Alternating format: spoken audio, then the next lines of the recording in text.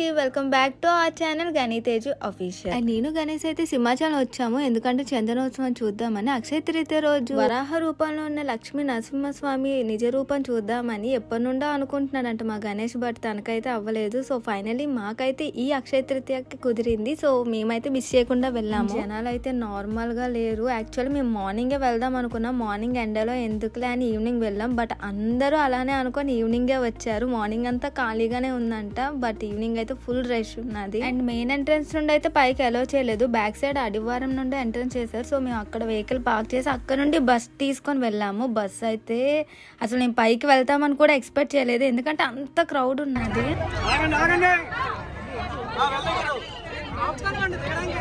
చూసారా ఎంత మంది ఉన్నారు. వీళ్ళు దాటుకొని వెళ్ళడమే మాకు పెద్ద టాస్క్ అయిపోయింది. బట్ వీళ్ళు దర్శనం అయిపోయి బస్ కోసం వెయిట్ చేస్తున్నారు కిందకి వెళ్ళడానికి.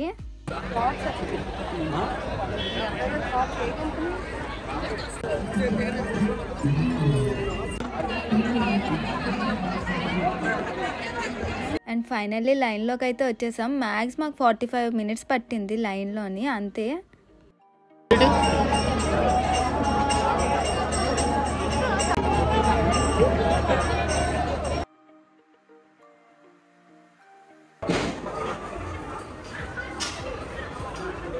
మా లక్ ఏంటంటే మేమే లాస్ట్. మా తర్వాత గేట్లు అయితే క్లోజ్ చేశారు. చాలా హ్యాపీగా ఫీల్ అయ్యాము.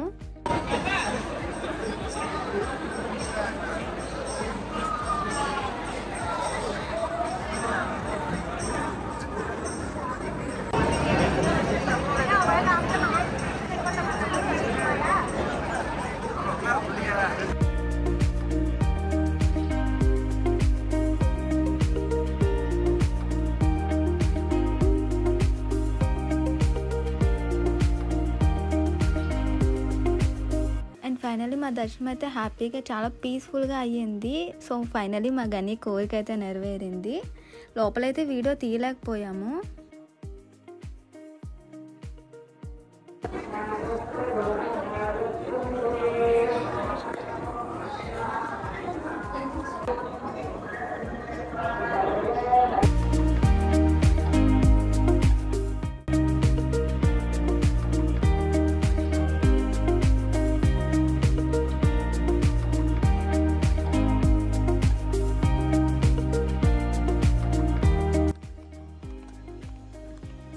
మా దర్శనం అయిపోయింది. సగం వరకు బాగా ఫ్రీ బస్ లో వచ్చేసాం.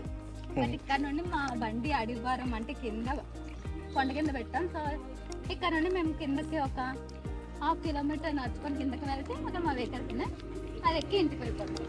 ఇప్పుడు టైం 10 అవుతుంది. మేము వచ్చిందేమో 7 o'clockకి. పైకి వచ్చింది 7కి.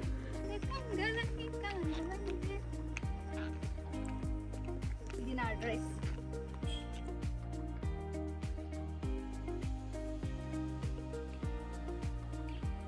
సో ఫైనల్లీ మా దర్శనం అయితే కంప్లీట్ అయింది. అండ్ ఇప్పుడైతే మేము చాలా కష్టపడి వీడియో తీసేంత జనాల్లో కూడా. అండ్ మా వీడియో నచ్చినట్లయితే లైక్ చేయండి, షేర్ చేయండి, అండ్ దేవుడికో దండం పెట్టుకోండి.